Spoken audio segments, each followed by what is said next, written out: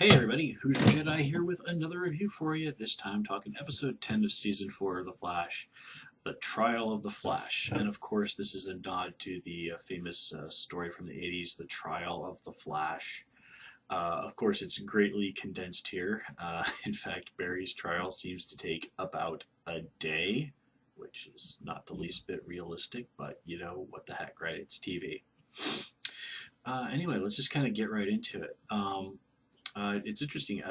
Somebody pointed out to me just recently that the prosecutor in this episode was the guy that played Human Target on the Human Target TV show from a couple of years back. I think Tricia Helfer from Battlestar Galactica was on that.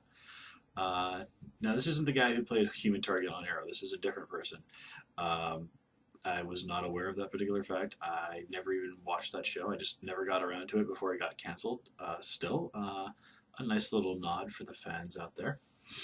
Um, Now, I do like what they do with this episode, and they do, because they're shortening it so much, do not do some of the really interesting things they pulled during the actual Trial of the Flash storyline. I haven't read it, but I know about some details about it, and they pulled some really interesting rabbits out of their hat during that story.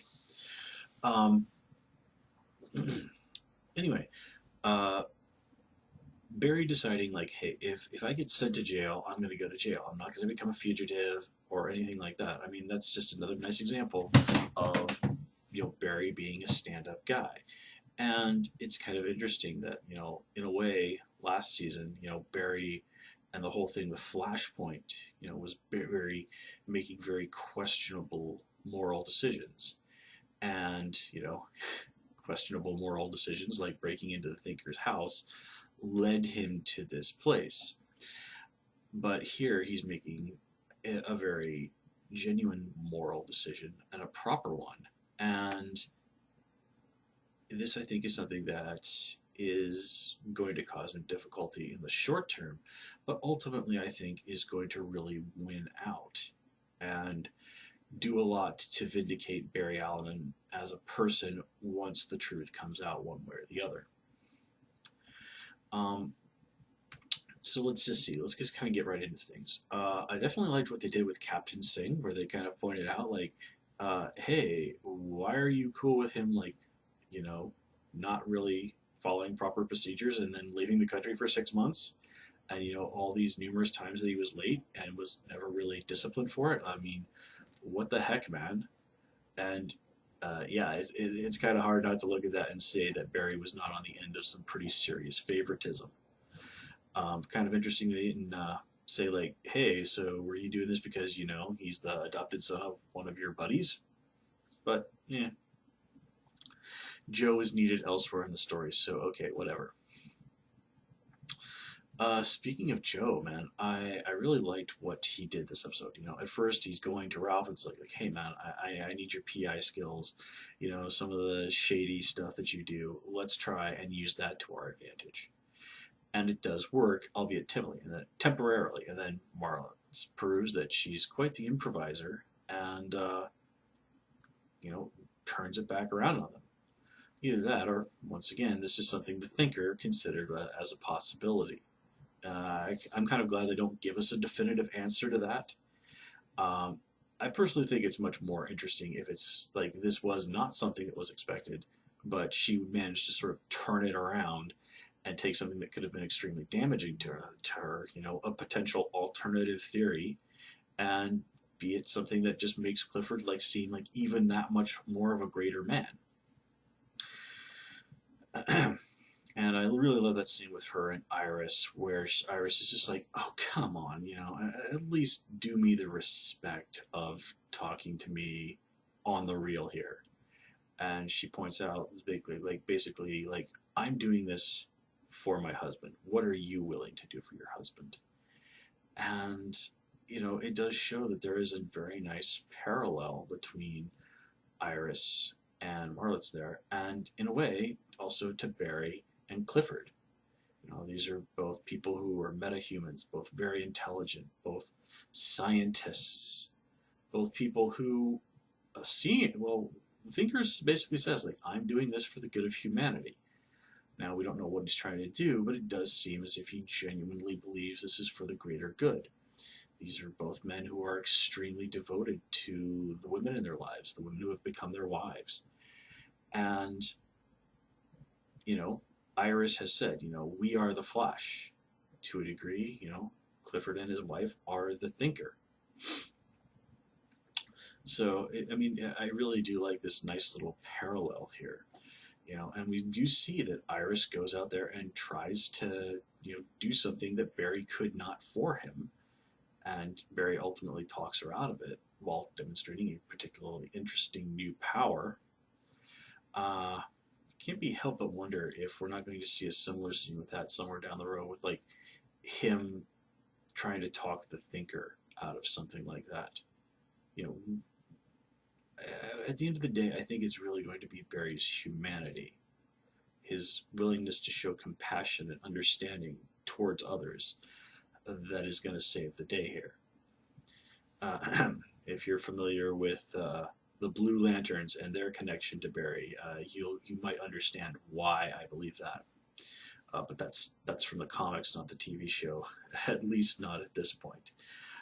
Anyway, let's see. What else do we have to talk about? The scene with Wells and Cisco yelling at Caitlin to try and get Killer Frost to come out, that was also really nicely done. We do have another character from the comics, Fallout. I know nothing about this character, so I really don't have anything to say. They did do a nice job of making you feel kind of bad for this guy. I mean, he, for the most part of the story, has no idea that he's doing stuff that is harming people when he does realize it. I mean, he's horrified, and he's basically like, hey, I'm not trying to do this on purpose. You know, and Barry understands this. I mean, he shows up. He's like, hey, man, I want to help you, but right now we got problems. People have kind of pointed out, like, man, you better hope Harry is right and that Earth 15 is a dead Earth. Otherwise, our Earth just nuked them. So it'd be interesting to see if that does come back to haunt the team later on. But I guess we'll have to see. Oh yeah, I know I was talking about Joe earlier, but I absolutely love that scene with him and Ralph at the Thinker's house, where it looks like where Joe is basically about to walk down the same road that Ralph did, and Ralph doesn't stand there and say, "No, no, no, Joe, what you're about to do is wrong. You should learn from my mistake." He kind of lays it out differently. He says, like, "Hey, man, yeah, of course you think you're doing the right thing.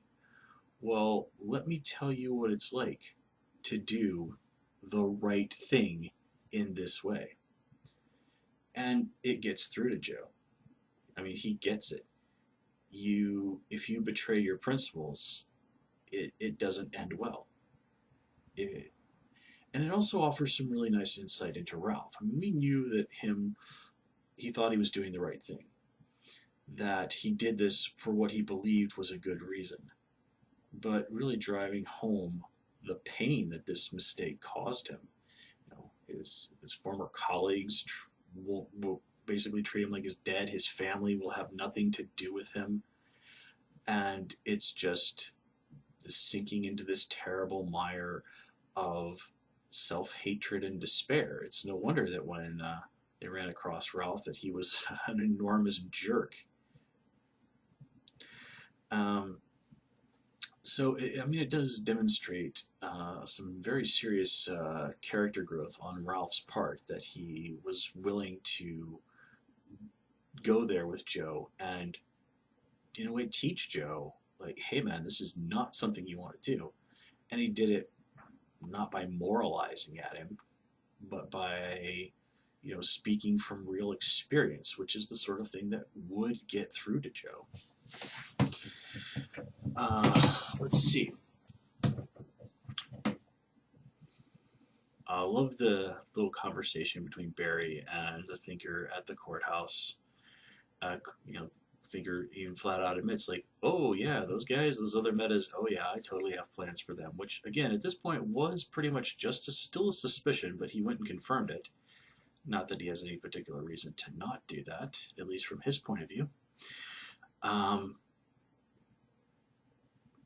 And of course, again, he's giving Barry some free information here. It's like, hey, I've got, my super smarts, and now I'm also a telepath. I mean, there's no real logical reason for him to do this. It's just another example of the clip of the thinker going like, ha ha ha, Flash, I'm so much smarter than you are. Again, there is no logical reason for him to do this other than the fun of taunting the Flash, which again, that's going to play a big part in his downfall. And I really like how they wrapped it all up with Barry ending up in what was his father's old prison cell.